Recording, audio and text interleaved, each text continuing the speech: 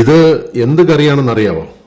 അല്ലെങ്കിൽ ഈ കറി എന്തുകൊണ്ടാണ് ഉണ്ടാക്കിയതെന്ന് അറിയാവോ? ഈ കറി ഉണ്ടാക്കിയത് പാവയ്ക്ക കൊണ്ടാണ്.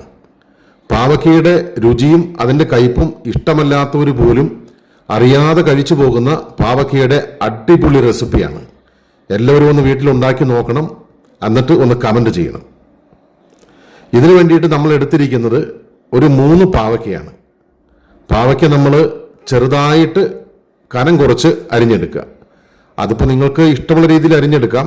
ഇവിടെ ഇതേ രീതിയിലാണ് അരിഞ്ഞെടുത്തിരിക്കുന്നത്. ഇനി അരിഞ്ഞെടുത്ത പാവയ്ക്ക എല്ലാം കൂടി ഒരു ബൗളിലേക്ക് ഇട്ട് കൊടുക്കാം.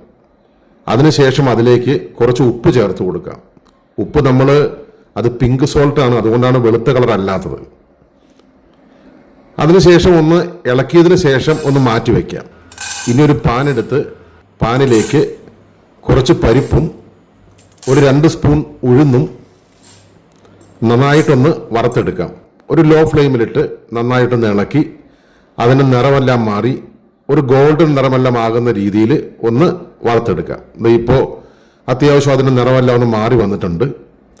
ഇനി അതിലേക്ക് 1 സ്പൂൺ കടുക് ചേർത്ത് കൊടുക്കാം. കടുകും കൂടി ചേർത്ത് നന്നായിട്ടൊന്ന് ഇളക്കി അതിൻ്റെ ചൂടെല്ലാം ഒന്ന് ആറിക്കഴിയുമ്പോൾ നമുക്കൊരു മിക്സിയുടെ ജാർ എടുത്ത് വെച്ച് അതിലേക്കത് നന്നായിട്ട് പൊടിച്ചെടുക്കാം. ഇനി ഒരു ചട്ടി അടുപ്പത്ത് വെച്ച് ചട്ടിയിലേക്ക് വെളിച്ചെണ്ണ ഒഴിച്ച് വെളിച്ചെണ്ണ ചൂടായി കഴിയുമ്പോൾ നമ്മൾ ചെറുതായിട്ട് അരിഞ്ഞു വെച്ചിരിക്കുന്ന പാവയ്ക്ക അതിലേക്കിട്ട് നന്നായിട്ട് വഴറ്റുക. നന്നായിട്ട് വഴറ്റിയെടുക്കണം. അതിൻ്റെ നിറമെല്ലാം ഒന്ന് മാറണം. നമ്മൾ ധൃതി പിടിക്കണ്ട.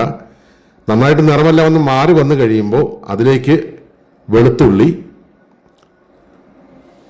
അതുപോലെ തന്നെ വെളുത്തുള്ളിയുടെ കൂടെ ഇഞ്ചി കുറച്ച് കൂടുതലായാലും കുഴപ്പമില്ല കേട്ടോ. അതാണ് ഈ കറിയുടെ ഒരു രുചി. ഇനി നമ്മൾ ചേർത്ത് കൊടുക്കുന്നത് പച്ചമുളകാണ്.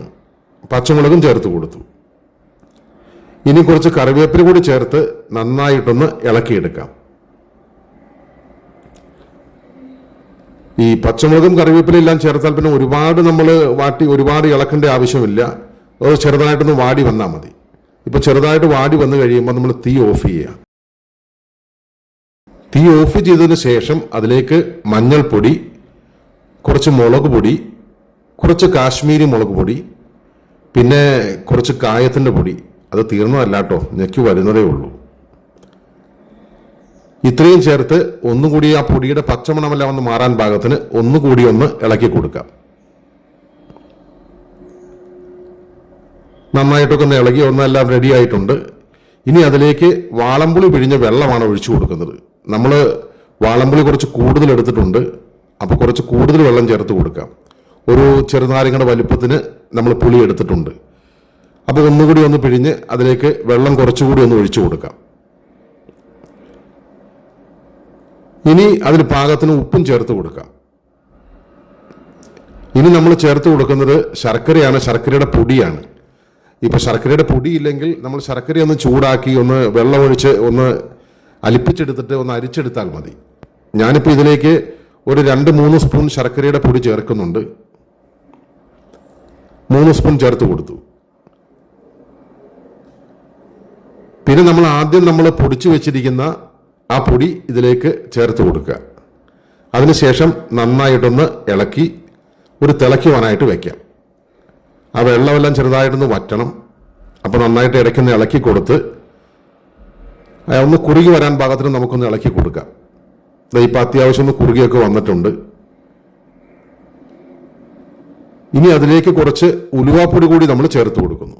ഉലുവാപ്പൊടി കൂടി ചേർത്ത് നന്നായിട്ടൊന്ന് ഇളക്കിയെടുത്താൽ നമ്മുടെ കറി ഏകദേശം റെഡി ആയിട്ടുണ്ട്.